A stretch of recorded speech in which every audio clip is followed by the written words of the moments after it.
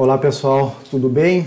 Faz algum tempo que eu não posto nada aqui no canal e hoje, devido a uma demanda de uma das atividades que eu tenho no meu curso da graduação, eu decidi postar esse vídeo, que eu vou usar em aula também, a respeito de classes básicas dentro do R. Tá? Então, vamos tentar contextualizar o que a gente está vendo, o que a gente vai ver nessa videoaula. Em primeiro lugar, no vídeo passado, no último vídeo do canal e também olhando a última aula que nós tivemos, nós comentamos sobre o objeto do tipo DataFrame. Então, o que era um DataFrame? DataFrame era simplesmente uma tabela que a gente manipulava dentro do R para tirar algum tipo de informação, para fazer uma análise, para exportar uma estatística descritiva, para fazer um modelo de previsão ou fazer qualquer outro tipo de cálculo. Então, os DataFrames são, de certa forma, assim, a forma mais popular, a forma mais comum da gente trabalhar dentro do R, certamente o objeto mais importante de se aprender.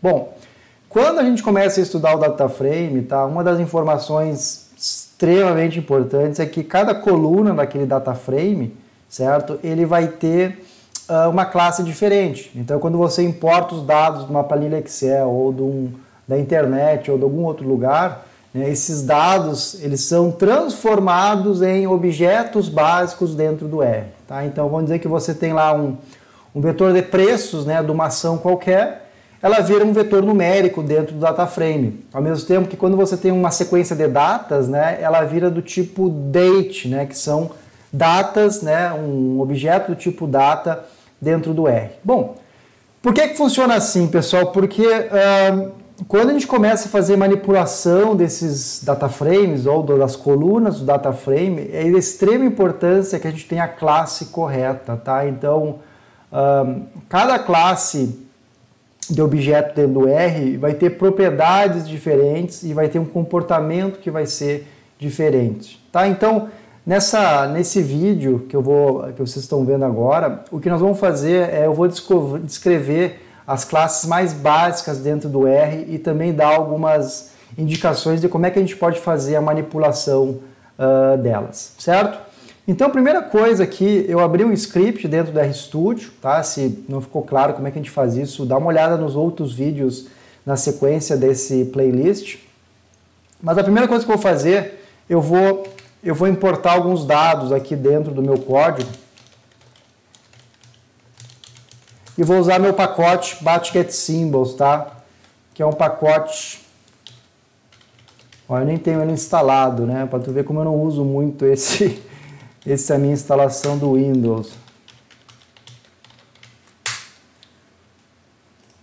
Então, então o que eu estou fazendo, tá, pessoal? Eu vou importar dados do Yahoo Finance, de uma ação qualquer.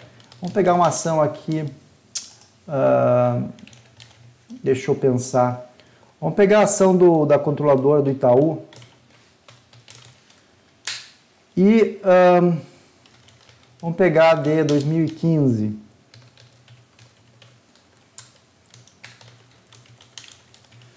Eu vou querer para hoje.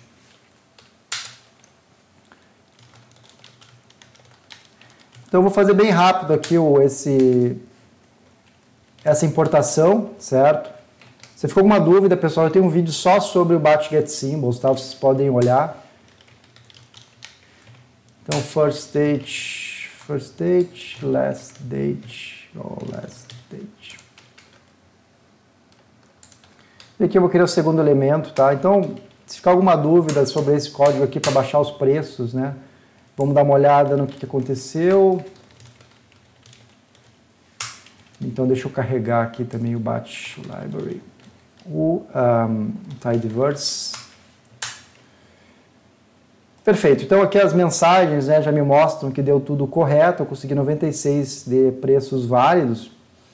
E vamos dar um glimpse aqui no DataFrame para ver o que a gente tem. Então, perfeito. Ó, eu estou aqui com os dados de preços, preço abertura, máximo, mínimo. Eu tenho o preço ajustado, tenho o volume negociado, tenho o half date, tenho o ticker e retorno. O que eu vou chamar a atenção aqui, pessoal? Aqui, como eu comentei no início da aula, cada coluna tem uma classe diferente. Então, aqui essa primeira é double, que é uma classe numérica, double, double, double. Depois vem date aqui para os datas, half.date.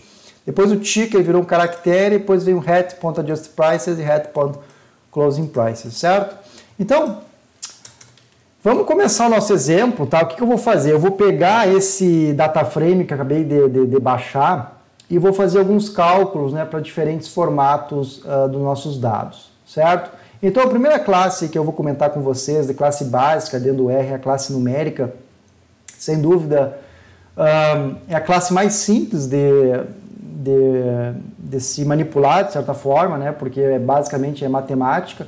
Mas tem algumas coisas que vocês têm que comentar a respeito disso, tá? Então vamos fazer o seguinte, ó. Vamos criar... vamos fazer o quê? Vamos pegar esse retorno aqui, ó, do nosso data frame. Certo? Então, o que eu fiz? Eu tirei, né, ou eu copiei os elementos, né, o que estava dentro dessa coluna aqui por um vetor isolado. Então, nota que ele apareceu aqui, né, e da mesma forma tem essa mesma coluna aqui dentro. E o que eu vou fazer? Eu vou simplesmente somar esse valor a outro, tá? Então, o que eu posso fazer? Hat 2 eu posso pegar e hat mais 1, né? Então, eu vou ter todo esse vetor somado a 1. Aqui um ponto importante é que toda operação dentro do R, né, ela é feita elemento por elemento. Então, por exemplo, vamos dizer que eu tenho um vetor x, C1 e 2, eu tenho um vetor y que é C1 e 5, certo? Então, se eu fizer x mais y, eu vou ter 2 e 7, que é 1 mais 1, então é o primeiro elemento contra o primeiro elemento, e 2 e 5, que é o segundo elemento contra o segundo elemento, tá? Isso aqui é uma coisa bem importante, tá, pessoal? Porque algumas linguagens têm notações diferentes. Eu lembro bem no MATLAB que as multiplicações não eram por elemento, eram em notação matricial, tá? Então, um outro tipo de operação. Isso aqui é a mesma coisa para multiplicação, tá? Então vai dar 1 vezes 1 e 2 vezes 5, tá? Então isso aqui é uma coisa importante de se aprender. Outra coisa aqui, pessoal, é a criação de sequências, né, com o uso dessa classe numérica. Então vamos criar uma sequência aqui. Eu vou criar uma sequência de 1 até 100. Então eu posso usar os 2 pontos. Então notem, né, que eu vou ter essa sequência aqui no meu prompt. Mas uma maneira mais completa de fazer isso, né, é usar a função sec. Você coloca o início, bota o fim, e aqui você pode escolher. Vamos colocar os argumentos corretos, tá? From, to. E aqui você pode escolher se você quer by, né, que é tipo assim, eu quero de 2 em 2. Que vai ficar dessa forma, então 1, 3, 5, 7, então vamos dizer que eu mude aqui, né, eu coloque de 3 em 3, ele vai ter 1, 4, 7 e assim por diante. Ou, outra maneira de usar o sec é usando length.out, tá? O que isso vai fazer? Eu vou escolher o tamanho do meu vetor de saída, então eu vou dizer o seguinte, eu quero de 1 até 10, e eu quero que o tamanho desse vetor seja igual a 10. Então eu vou ter esse formato aqui. Então nota que esse vetor tem exatamente o vetor 10. Outra coisa interessante também do uso de numérico, tá, é que você pode colocar nome, né, nos elementos. Então aqui notem que eu tenho x, né, com o nome 1 e nome 2, e eu posso acessar também esses nomes usando simplesmente um string aqui dentro dele, ó. Então, nome 1 eu vou acessar o elemento 1. Isso aqui é mais uma curiosidade, né? Eu acho que na prática eu não lembro de cabeça assim uma maneira que eu usei isso de uma forma bem completa. Mas é algo interessante porque você pode organizar os seus dados, né? Se você tem só dados numéricos e está bem claro quais são as informações, você pode colocar, né, par 1, né, igual a 1 e par 2, como se fossem parâmetros, né, de uma modelagem, alguma coisa assim. Depois passar isso para dentro de uma função e fica bem organizado o código, certo? Outra coisa interessante dos dados numéricos é a criação de vetores aleatórios. Isso aqui é bem comum em finanças, né? Particularmente quando você está rodando simulações dentro dos dados. Então existem metodologias onde você simula, né, valores aleatórios dentro de um problema qualquer, certo? E aí usa essa simulação para tirar algum tipo de conclusão lá no final. Na verdade, a gente usa os números aleatórios para buscar uma representação, né, de um processo aleatório, né, que a gente olha uma distribuição, né, no final dessa nossa simulação. Um exemplo bem clássico aqui, pessoal, seria, por exemplo, você simular estratégias de investimento. Então, imagina o seguinte, eu pego um banco de dados de ações e retornos, né, e eu simulo que a cada ano eu vou escolher duas ações e vou colocar meu dinheiro nessas duas ações. Vou dividir, né, 50% numa, 50% noutra. O que vai mudar nessa minha simulação é que a cada ano eu vou escolher duas ações diferentes e vou computando, né, qual que é o valor do meu portfólio ao longo do tempo.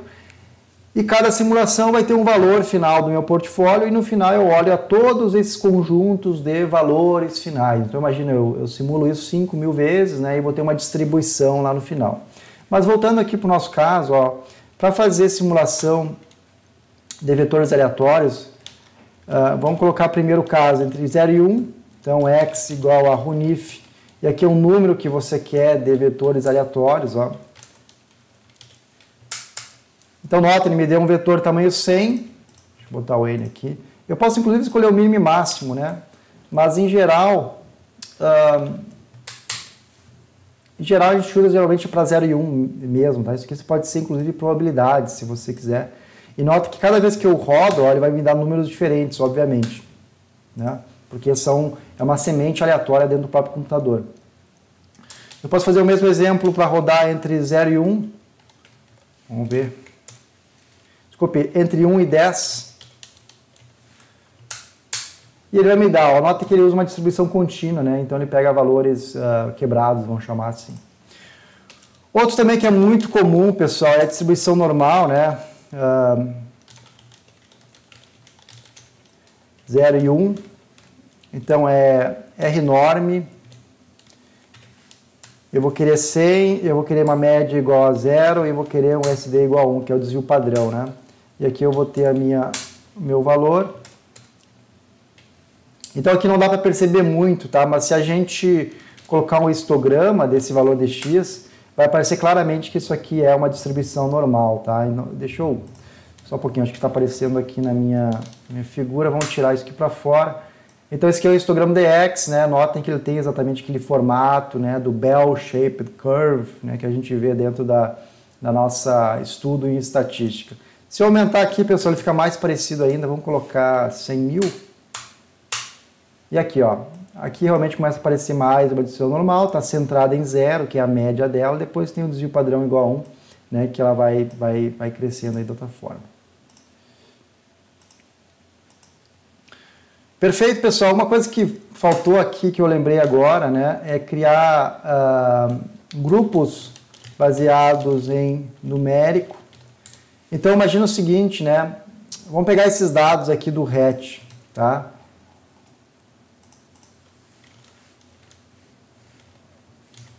Vamos dar um sumário nele.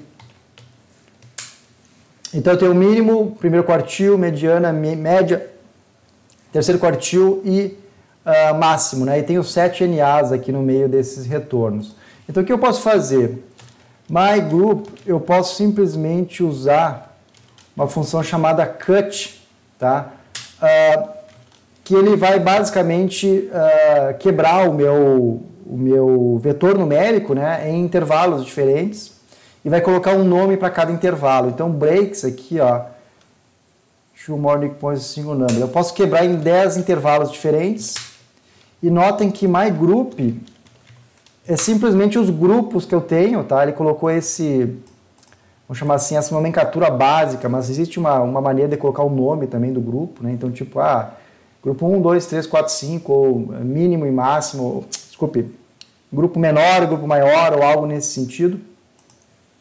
E o interessante é que a gente pode também contar esses grupos, né? E aí vai ter algo muito próximo daquela distribuição normal que nós estávamos vendo antes, Então, tá aqui, Eu tenho o 2 que fica entre esse intervalo aqui, entre menos 9% e menos 7, 6 observações entre menos 7 e 5, e assim sucessivamente, mas a grande maioria, né, que vai ser esses dois intervalos aqui, vai ser entre menos 2 e 1, certo?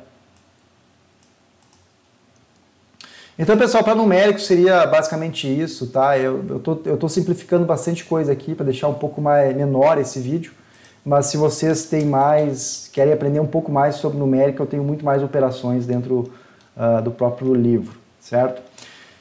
Bom, classe de texto, pessoal, é um tipo de classe de objeto dentro do R que a gente usa muito para representar algum tipo de grupo, né? Ou então informações que não estão estruturadas.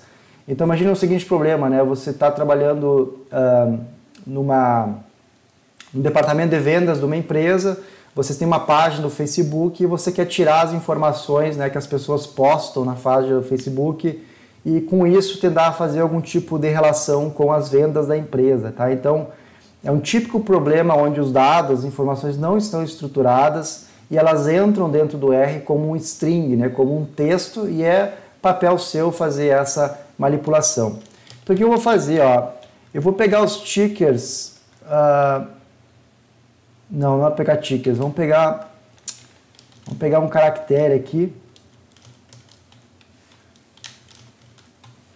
E aqui a caractere, pessoal, é sempre com o apóstrofe ou as aspas duplas, né? Deixa eu ver se vai rodar assim. E tá aqui, ó. Então eu tenho esse caractere. Notem que eu não consigo, né, somar ele a 1, ó. Tipo, ele não dá um erro. Então o que eu conseguia fazer com o numérico, eu não consigo fazer com o caractere, porque, né, ele tem um formato diferente, ele tem umas propriedades que são diferentes. Mas o que a gente pode fazer com o mycar? A gente pode, por exemplo, usando o pacote string R, né, a gente pode detectar, né, a existência de alguns termos, né? Então, por exemplo, eu quero saber se eu acho o número 2, né, em quais desses que eu consigo encontrar o número 2, ele vai me dizer que está no segundo, né, que é este daqui. Ao mesmo tempo que, se eu perguntar onde é que eu acho o text, né, ele vai me dizer todos, né, porque em todos eles existe esse número aqui. Vamos colocar detectando strings menores. Ao mesmo tempo, eu posso separar esses strings. strsplit, eu vou usar o mycar e eu quero separar de acordo com o x, né? O que vai acontecer? Ó, ele vai pegar cada um desses strings que estão aqui e vai criar uma lista, né, que a gente viu no vídeo passado, onde cada elemento vai ser separado no momento que ele encontrou o x. Então, por exemplo, aqui, ó, ele encontrou o x aqui, ó, então ele separa o t e o e do t e 1 e vira esse vetor que está aqui, ó, no primeiro elemento dessa lista. O segundo elemento da lista vai ser para o caso do text 2 e o terceiro elemento da lista vai ser para o caso do text 3, certo? Vamos ver o que mais que dá para fazer com strings. Separar strings, str.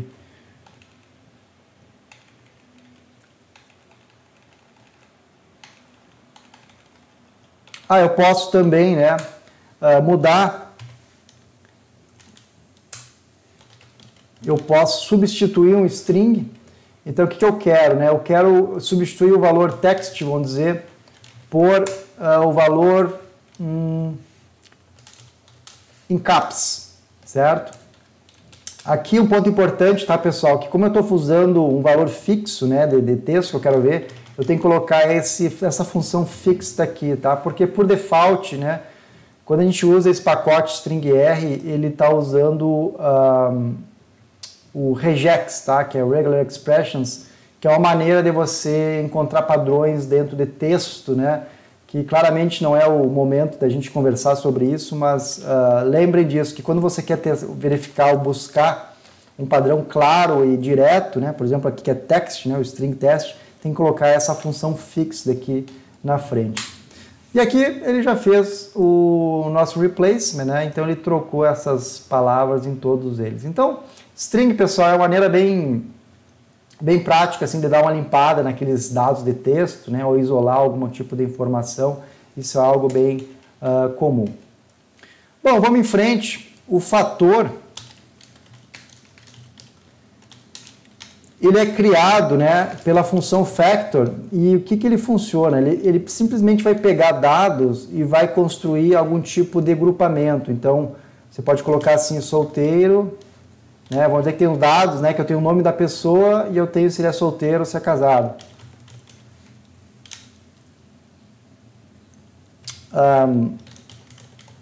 Então, imagine que tem uma pessoa aqui, então vamos colocar um nome aqui para ficar um pouco mais claro. Eu tenho Marcelo, eu tenho Vitor e eu tenho João, certo? Então, Marcelo é solteiro, Vitor é casado e João é casado. Então, no caso do factor, o que vai acontecer? Eu vou dizer para o R que eu tenho um agrupamento nos dados, né, um fator, e o R vai me soltar e vai dizer bem claramente quais são os grupos que existem que são chamados levels, tá? Então, eu posso inclusive buscar esses levels aqui, ó. Então, é casado e solteiro. E a grande vantagem de eu usar fator, né, é que quando a gente vai fazer algum gráfico, alguma coisa de separação dos grupos, né, o R já vai entender que a gente está com um agrupamento dado aquela coluna.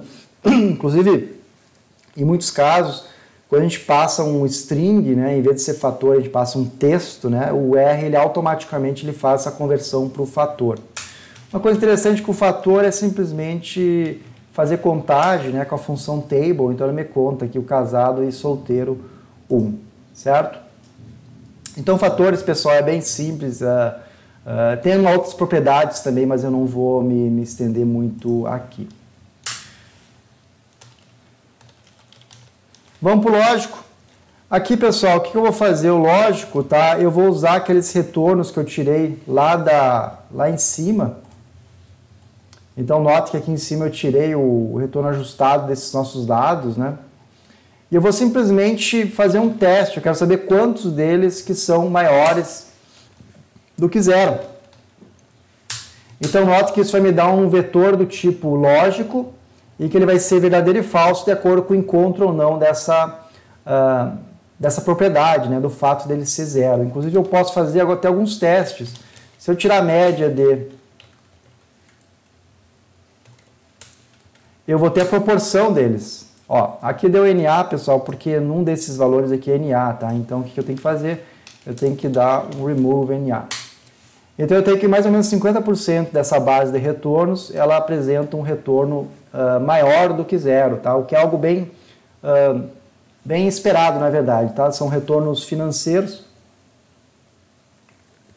E quando a gente olha esses retornos no curto prazo, né? A gente está olhando dados diários aqui, não é incomum que esses retornos sejam muito próximos de 0, certo? Outra coisa interessante que a gente pode fazer também, ó, a gente pode testar os valores que são, vamos pensar, os valores que ficam dentro do intervalo, né? Então, hatch maior do que menos 0,05 e ao mesmo tempo, né, vamos criar uma segunda condição, eu quero que hatch seja menor do que 0,01, negativo. E aqui ele me diz, ó, aqui está 98%, tá certo isso? Maior do que menos 0,05 e menor do que 0,01.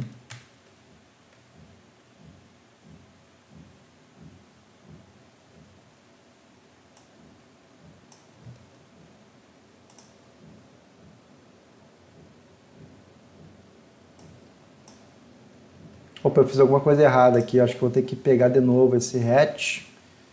Eu não sei o que eu fiz, mas eu incorporei aqui, então vamos colocar lá em cima. Ok? Aí, ó, agora funcionou, tá? Então eu estou vendo mais ou menos 25% da minha base de dados, tá? Entre menos 0,05 e 0,01, certo? A gente pode fazer vários outros cálculos também com valores lógicos, inclusive a gente pode até somar para ver o número de casos, né, se isso é importante. Então tá aqui, tem 354 casos, né, onde essa condição conjunta aqui, ela é verdadeira. Bom, indo em frente, né, o nosso próximo objeto básico vai ser datas. Então vamos criar uma data aqui. E como é que a gente cria data, né? A gente usa a função asDate. né? E aí bota uma data, então vamos colocar 2020, 003, 001. Aqui não parece que é muita coisa, né? Simplesmente quando eu peço para mostrar na tela, né, ele mostra simplesmente a data. Mas se eu pedir a classe, vocês vão ver que isso aqui é date, tá? Isso aqui não é um string, tá? Então, por exemplo, se eu deixasse isso aqui do jeito que está aqui, isso aqui seria um caractere, tá? Isso aqui não seria uma data. Então tem que ficar bem claro que a gente tem que colocar e converter esse string para data. E o bacana da data, né, é que eu consigo pegar ela e fazer operações. Então se eu quero somar 5 dias, por exemplo, a essa data, ó, eu simplesmente coloco mais 5. Se eu quiser colocar menos, ver qual que é a data anterior dessa data, eu coloco essa data aqui. Se eu quiser saber qual que é o dia da semana, né, dessa data, eu vou ter que é um domingo. Tá? Então, qualquer tipo de operação com datas que vocês possam imaginar, existe um pacote especializado ou até mesmo o próprio Base já tem esse pacote que vai fazer esse tipo de conversão. Outra coisa interessante com data e uma operação que eu uso bastante é criar sequências, né? Então, olha só, eu coloco 1 mais 100 aqui como um vetor e ele vai somar essa data. Então, eu vou ter um vetor de datas que vai ser 100 dias, termina em 100 dias dessa data aqui, que é 1º de março de 2020, que vai ser a última data exatamente igual a 9/6, né? 9 de junho de 2020. Ao mesmo tempo, é possível fazer sequências também. Então, my date, vamos colocar uma to as date. Então, vamos dizer que eu quero uma sequência até 2021, 03, 01. Né? Então, mais ou menos um ano. E eu quero essa aqui a cada 2 dias. Então, eu vou escrever by equals to days e ele vai me dar a sequência de 2 em 2 dias. Né? Então, ó, vamos dizer que eu mudo isso aqui para cada 10 dias e ele vai me dar a sequência a cada 10 dias. Tá? Então, como eu falei no início, né, qualquer tipo de operação que você pense em fazer com datas, já existe, né, uma função aqui dentro, ou R dá suporte a essa operação. E para fechar esse vídeo, pessoal, a última classe de dados que a gente viu, que a gente vai ver, vai ser o Missing Data, né? Que esse aqui é um dos, sem dúvida, é a classe que mais dá problema, né? No dia a dia, porque o Missing Data ele é utilizado no caso que você não tem os dados, né? Então existe um símbolo específico, né? Que é o NA. Então vamos colocar um X aqui, ó, e vamos colocar uns valores aqui, 1, 2, 3, e no meio eu vou colocar um NA. E nota que ele vai aceitar, ó. Então, o que eu estou dizendo para o R? Eu estou dizendo que eu tenho um vetor, eu tenho informações numéricas 1, 2 e 3, e o quarto elemento, né, devido a uma falha na coleta, ou simplesmente porque os valores não existem, eles são tidos como not available, como NA. E no final eu tenho o último. Então, note que ele sai no próprio vetor esse número aqui. A grande questão, pessoal, é que o NA, ele é contagioso, ó. Então quando eu somar mais 5 aqui, ó, e nessa operação ele vai aparecer o NA. Ao mesmo tempo, se eu fizer uma operação de soma cumulativa, né, vamos colocar um NA no segundo elemento aqui, e vamos colocar o valor 7 aqui, certo? Quando eu faço uma soma cumulativa, o que vai acontecer? Esse NA aqui, ele vai pegar em todos os demais elementos dessa soma. Então, olha só, eu vou começar com 1 e já no 2 não tem mais, porque é o próprio NA, o 3 não tem mais, nem o 4, nem o 5, porque ele está somando esse NA e o NA é contagioso. Então, toda vez que esse NA toca ou interage com algum outro número, seja soma, multiplicação, divisão, o que for, ele vai tornar o resultado como NA também. Então, notem aqui, se eu puxar esse NA para o terceiro elemento, ó, a partir do terceiro elemento ele vai ficar NA. Tá? O que dá para fazer com esse NA? A gente pode testar ele, né? Então a gente pode testar se is.na, né? Ele vai procurar a condição onde o NA está sendo encontrado no vetor X. E também na.omit, né? Que ele vai omitir o NA da classe. Então ele vai pegar esse vetor aqui, vai remover o NA e o que sobra é o vetor inteiro, mas nota que ele muda o tamanho do vetor, tá? Isso pode não ser algo que vocês queiram. Então, Uma forma de substituir NA é bem simples. Eu simplesmente testo qual que é o NA e depois eu dou um IDX e vamos dizer que eu quero substituir pela própria média, né?